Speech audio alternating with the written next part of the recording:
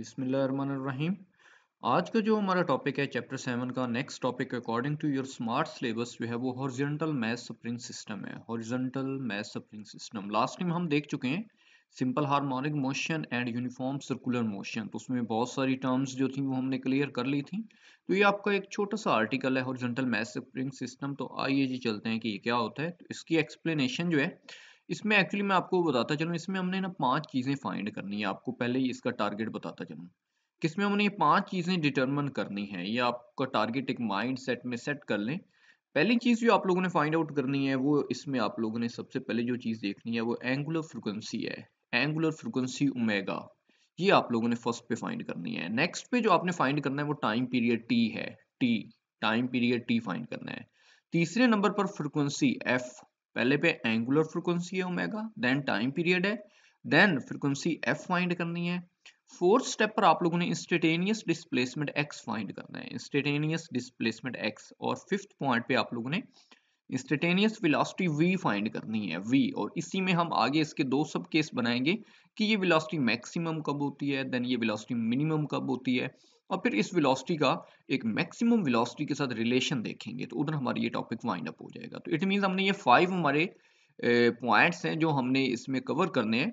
तो लेंगे सबसे पहले हॉरिजॉन्टल मैथ स्प्रिंग सिस्टम को देखते हैं। आपके नाम से भी जाहिर होगा हॉरिजॉन्टल मैथ यानी कोई मैथ स्प्रिंग सिस्टम है कि एक स्प्रिंग जो है उसके एक एंड के साथ एक ऑब्जेक्ट जो है जिसका मास m है उसे हमने अटैच किया हुआ है, और स्प्रिंग के दूसरे एंड को किसी रिजिड सपोर्ट के साथ हमने फिक्स किया हुआ है।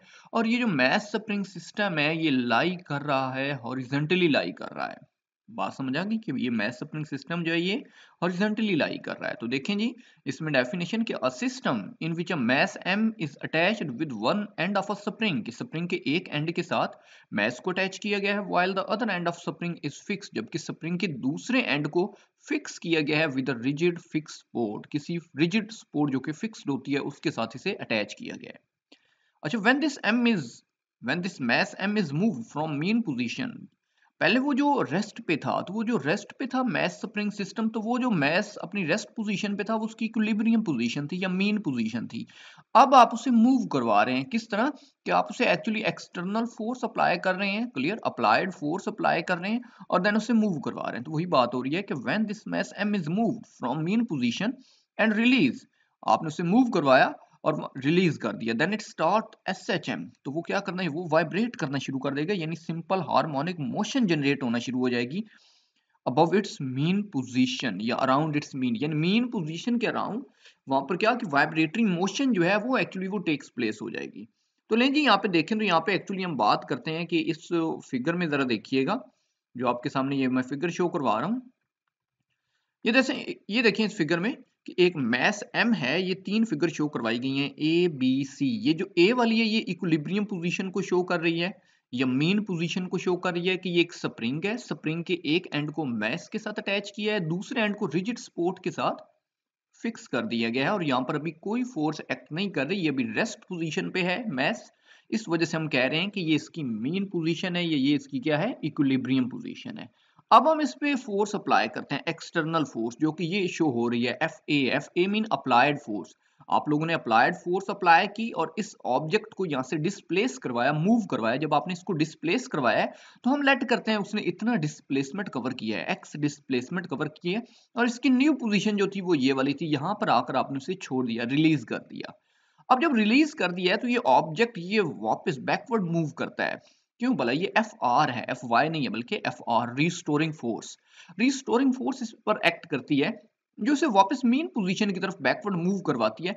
लेकिन ये मैंने आपको बताया था कि मीन पोजीशन पर ये इसकी मोशन स्टॉप नहीं होती। क्यों? Due to inertia effect. Inertia की वजह से ये मीन पोजीशन पर ये स्टॉप नहीं होता बल्कि मीन पोजीशन से भी बैकवर्ड ये चला जाता है, जो कि फिगर सी जो है उसमें बड़ा क्लियरली ये शो हो रहा है। फिगर सी में देखें कि ये ओ इसकी मीन पोजीशन थी, ये मैक्सिमम एक्सट्रीम जो कि पॉजिटिव डायरेक्शन में थी, ये ए प्राइम जो है ये मैक्सिमम एक्सट्रीम है बट ये नेगेटिव डायरेक्शन में है कि इनर्शिया की वजह से ये मैस यहाँ पर मीन पोजीशन पर स्टॉप नहीं हुआ बल्कि ये बैकवर्ड नेगेटिव डायरेक्शन में ये इधर जा रहा है। जब स्प्रिंग कंप्रेस हो रहा है इस वक्त, ये देखें स्प्रिंग कंप्रेस हो रहा है, उस वक्त जब ये ए पे गया था स्प्रिंग स्ट्रेच हुआ था। ये देखें इस वक्त स्प्रिंग कंप्रेस हुआ है तो यहां तक ये आया, फिर यहाँ पे जाके फिर इस पे रिस्टोरिंग फोर्स एक्ट की, देन ये अगेन इस तरह गया मीन पोजीशन के अराउंड, ये वाइब्रेट कर रहा है। तो इस तरह से इसने अपना एक लूप या एक साइकिल इसने एक कंप्लीट की है। तो मैस स्प्रिंग सिस्टम जो है ये एक्चुअली यहाँ पर सिंपल हार्मोनिक मोशन क्यों जनरेट कर रहा है, क्योंकि एक्चुअली ये पीरियोडिक मोशन है जो अपने आप को रिपीट किए जा रही है around its mean position. Okay हो गया। तो यहाँ पर देखो, यहाँ पर दो फोर्सेस की बात हो रही है। एक अप्लाइड फोर्स है जिसने इसे मूव करवाया है, एक्सटर्नल फोर्स जो थी एफ, और रिस्टोरिंग फोर्स है जो इसे वापस मीन पोजीशन की तरफ लेके आती है। दोनों की डायरेक्शन देखें तो दोनों ऑपोजिट है, यानी मैं अगर ऑपोजिट की बजाय मैं ये वर्ड यूज करूं कि एंटी पैरेलल, एंटी पैरेलल, ये देखिए ये इधर है ये इधर है, तो एंटी पैरेलल।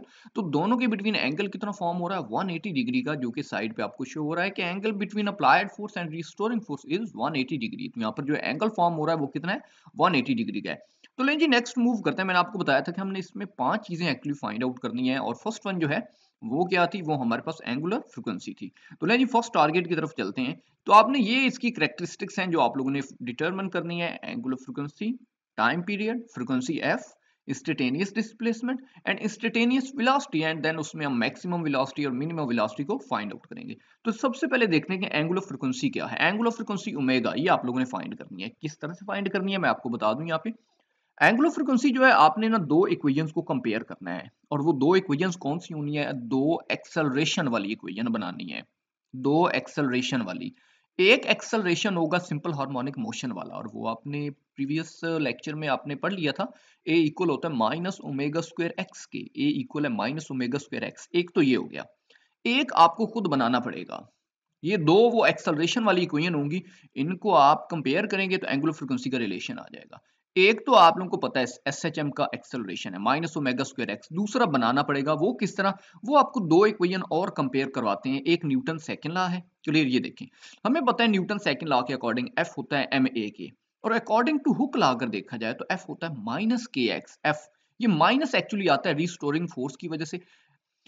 ये रिस्टोरिंग फोर्स होती है, के स्प्रिंग कांस्टेंट होता है, एक्स जो होता है ये इंस्टेंटेनियस डिस्प्लेसमेंट होता है। तो यहां से जरा देखिए, मैं अगर इनको कंपेयर करूं तो यहां से मेरे पास एक एक्सेलरेशन वाली आ जाएगी, जो कि ये टर्म आ रही है F is equal to M A और F is equal to minus K X. मैं इनको कंपेयर करने लगा हूं तो एम ए इक्वल हो जाएगा माइनस के एक्स के। ये देखिए एम ए इक्वल होगा माइनस के, और यहां से ए हमारे पास आ गया minus K x bye M. तो मैंने आपको बताया था कि एक्सेलरेशन वाली दो बनानी है, एक ये वाली बना ली, एक हम ऑलरेडी जानते हैं एस एच एम की कि ए इक्वल होता है माइनस ओमेगा स्क्वायर एक्स। तो लें जी इन इक्वेशन 3 एंड 4 को कंपेयर करते हैं, और हमारे पास देखिएगा एंगुलर फ्रीक्वेंसी का जो रिलेशन है वो जनरेट हो जाएगा। तो कंपेयरिंग इक्वेशन 3 एंड 4, तो देखिए minus K x bye M, ये इक्वेशन 3 आ गई, और इक्वेशन 4 की राइट हैंड साइड, क्योंकि लेफ्ट हैंड साइड सेम है तो राइट हैंड साइड भी सेम होगी। तो माइनस ओमेगा स्क्वायर एक्स, ये देखिए माइनस और माइनस दोनों साइड्स का कैंसिल आउट हो गया, इधर भी एक्स है इधर भी एक्स है, उन दोनों ने भी एक दूसरे को कैंसिल आउट कर दिया। तो जो रिमेनिंग टर्म्स हैं वो जरा देखें, के बाय एम इक्वल हो गया किसके, ओमेगा स्क्वायर के। तो यहाँ से आप ओमेगा निकाल सकते हैं, तो दोनों तरफ स्क्वायर रूट ले लें, taking square root on both sides. तो देखें ओमेगा इक्वल आ गया K by M, K spring constant है, एम क्या है मास ऑफ दैट ऑब्जेक्ट है, और ऊपर स्क्वायर रूट है। तो ये हमारे पास क्या आ गया एंगुलर फ्रीक्वेंसी, जो कि हमारा फर्स्ट टारगेट जो है ये हमारा कंप्लीट हुआ। आगे नेक्स्ट टारगेट क्या था कि हम लोगों ने क्या फाइंड करना है, टाइम पीरियड फाइंड करना है। बहुत सिंपल रिलेशन है टाइम पीरियड का। बाय डेफिनेशन हमें पता है टाइम पीरियड जो होता है टी इक्वल होता है 2 पाई बाय ओमेगा के। ये देखें 2 पाई बाय ओमेगा, और ओमेगा अभी हम फाइंड आउट कर चुके हैं, जस्ट वैल्यू इंसर्ट करें यहाँ पे। 2 पाई बाय ओमेगा, ओमेगा की वैल्यू क्या थी, के बाय एम स्क्वायर रूट, ये यहाँ पर हमने पुट की। और डिनोमिनेटर में देखें के बाय एम, जब ये न्यूमिनेटर में जाएगी तो ये इस तरह से हो जाएगी कि एम बाय के, मतलब उन्होंने के बाय एम जब न्यूमिनेटर में गई तो इन्होंने एक दूसरे को रिवर्स इनवर्स कर लिया है। तो M by K square root, तो ये हमारे पास क्या आ गया, टाइम पीरियड आ गया। माइंड में रखिएगा, आप लोग टॉपिक पढ़ रहे हैं कि एस एच जो टॉपिक है हॉरिजॉन्टल मैस स्प्रिंग सिस्टम, उसका टाइम पीरियड देख लें 2 pi M by K square root. अच्छा थर्ड टारगेट क्या था, थर्ड हमारा फ्रीक्वेंसी का था, फ्रीक्वेंसी एफ फाइंड करनी है। तो बिल्कुल सिंपल रिलेशन हमें पता है, फ्रीक्वेंसी होती है टाइम पीरियड के इनवर्स रिलेशन होती है। ये देखें फ्रीक्वेंसी बाय डेफिनेशन हमें पता है कि रेसिप्रोकल होता है टाइम पीरियड का 1 बाय टी, और टी अभी आप निकाल चुके हैं, वो आपके सामने शो हो रहा है इक्वेशन 2 में। तो यहाँ पे टी की वैल्यू जस्ट पुट करिए, देखें F is equal 1 by T की value 2 pi M by K square root, T की वैल्यू पुट की, और ये m by K square root denominator में आ रहा है, जब न्यूमिनेटर में करेंगे तो ये देन अगेन अपने आप को ये इनवर्स कर लेगी ये टर्म, तो k by M square root. तो ये हमारे पास क्या आ गया, frequency which is linear frequency. ये हमारे पास लीनियर फ्रीक्वेंसी होती है, और ओमेगा जो होती है वो हमारे पास एंगुलर फ्रीक्वेंसी होती है। तो लें जी देखें, बहुत सिंपल काम है, तीन चीजें हम लोगों ने फाइंड आउट कर ली हैं। पहले पे हमने क्या, एंगुलर फ्रीक्वेंसी, सेकंड पे टाइम पीरियड और थर्ड पे लीनियर फ्रीक्वेंसी। अच्छा, फोर्थ जो है वो इंस्टेंटेनियस डिस्प्लेसमेंट एक्स फाइंड करना है। बहुत ही सिंपल है, इंस्टेंटेनियस डिस्प्लेसमेंट का फार्मूला आप प्रीवियस आर्टिकल में कर चुके हैं, SHM and uniform circular motion में हम ये प्रूव कर चुके हैं कि एक्स इक्वल होता है x not sine omega t, x instantaneous displacement, x not maximum displacement which is called amplitude, sine omega t. Sine क्यों आता है, साइन एक्चुअली शो कर रहा होता है कि साइनोसाइडल मोशन हो रही होती है, साइनोसाइडल। और जब ये x is equal to x not sine omega t आता है तो इसका मतलब है कि जो आपकी मोशन स्टार्ट होती है ना ग्राफ में, वो मिनिमम पोजीशन से मैक्सिमम की तरफ आप जाते हैं, यानी मीन पोजीशन से एक्सट्रीम की तरफ जा रहे होते हैं। मेरे कहने का ये मतलब है कि मीन से एक्सट्रीम। और जब अगर इसमें कॉज आए, यानी x is equal to x not cos omega t, अगर कॉज आ जाए यहाँ पे, तो माइंड में रखिएगा उसका मतलब होता है कि आप एक्सट्रीम से मीन की तरफ आ रहे हैं। तो ये आपका एक इंपॉर्टेंट एमसीक्यूज होता है कि अगर कॉज आएगा तो एक्सट्रीम से मीन की तरफ आ रहे हैं, और अगर साइन आएगा तो मीन से एक्सट्रीम की तरफ जा रहे हैं। तो लें जी, हमने इंस्टेंटेनियस डिस्प्लेसमेंट फाइंड करना है। हम कुछ टर्म्स ऑलरेडी फाइंड कर चुके हैं, omega which is angular frequency, और यहाँ पर इसकी वैल्यू पुट करते हैं k by M square root. तो ये देखें x is equal to x not sine और ओमेगा की ये वैल्यू पुट कर दी, k by M square root t. तो ये देखें ये हमारा फोर्थ वन भी कंप्लीट हो गया, इंस्टेंटेनियस डिस्प्लेसमेंट। लेकिन लास्ट हमारा जो टारगेट है वो है हमारे पास इंस्टेंटेनियस वेलोसिटी v फाइंड करनी है। वो भी रिलेशन हम कर चुके हैं प्रीवियस आर्टिकल में, तो ये हमने रिलेशन ड्राइव किया था, v इक्वल है omega x not square minus x square square root. और ओमेगा की वैल्यू हम अभी निकाल चुके हैं, ओमेगा की वैल्यू यहाँ पर पुट की, ये देखिए v इक्वल हो गया k by M square root.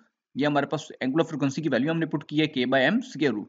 तो अब नेक्स्ट जरा देखिएगा, ये चूंकि स्क्वायर रूट इधर भी है इधर भी है, हम दोनों स्क्वायर रूट को कंबाइन करते हैं तो ये term k by m inside move कर जाएगी। ये देखें k बाय एम को हमने इनसाइड मूव करवा लिया तो हमारे पास ये बच गया। अब हम यहाँ से एक्स नॉट स्क्वायर को कॉमन लेने लगे हैं, एक्स नॉट स्क्वायर को कॉमन लेंगे तो यहाँ पे क्या बचेगा, one minus x square by x not square बन जाएगा। ये देखें one minus x square by x not square, और एक्स नॉट स्क्वायर को मैं अगर यहाँ से बाहर स्क्वायर रूट से बाहर कर लूं तो स्क्वायर रूट से कैंसिल हो जाएगा। ये देखें स्क्वायर रूट से क्या हो रहा है, कैंसिल आउट हो रहा है। तो रिमेनिंग टर्म क्या बचेगी, एक्स नॉट बच जाएगा, और इनसाइड सारी टर्म्स यही बच जाएंगी। तो यहाँ पर आकर मैंने आपको आगे बात बताई थी कि जब इंस्टेंटेनियस वेलोसिटी हम निकाल रहे होंगे तो हम वहां पे फर्दर दो केस बनाएंगे कि एक हम मैक्सिमम वेलोसिटी निकालेंगे और एक हम मिनिमम वेलोसिटी निकालेंगे। अब जरा देखिएगा मैक्सिमम वेलोसिटी और मिनिमम वेलोसिटी कब होती है। तो ये देखें मैक्सिमम वेलोसिटी और मिनिमम वेलोसिटी। सबसे पहले बात करते हैं कि मैक्सिमम वेलोसिटी की। तो मीन पोजीशन की अगर हम बात करें तो मीन पोजीशन पे x क्या होता है, ये जो x होता है x तो जीरो हो जाएगा मीन पोजीशन पे, क्योंकि x मीन पोजीशन के ऊपर तो बॉडी इक्विलिब्रियम पोजीशन में होती है, बॉडी मूव ही नहीं कर रही होती, तो x क्या होगा, जीरो। ये देखें when x is equal to zero. तो इक्वेशन 5 में जब आप यहाँ पे x जीरो पुट करेंगे तो ये पूरी टर्म जो है ये वाली ये क्या हो जाएगी, ये जीरो हो जाएगी, और बाकी क्या बचेगी, x not k by M square root. ये देखें आपके सामने है सारी कैलकुलेशन। ये आपके पास x not k by m one minus x square by x not square, x की वैल्यू आपने ये जीरो पुट की, ये पूरी टर्म जीरो हो गई, वन माइनस जीरो, और आगे ये बच गई। अब आप लोगों ने v के साथ नॉट लगा लिए, इसका मतलब है कि ये मैक्सिमम वेलोसिटी है। अब v नहीं कहना बल्कि v नॉट कहना है, ये हमारी क्या है, ये मैक्सिमम वेलोसिटी है। इसी तरह इसके साइड पार्ट में देखें तो मिनिमम वेलोसिटी कब होगी।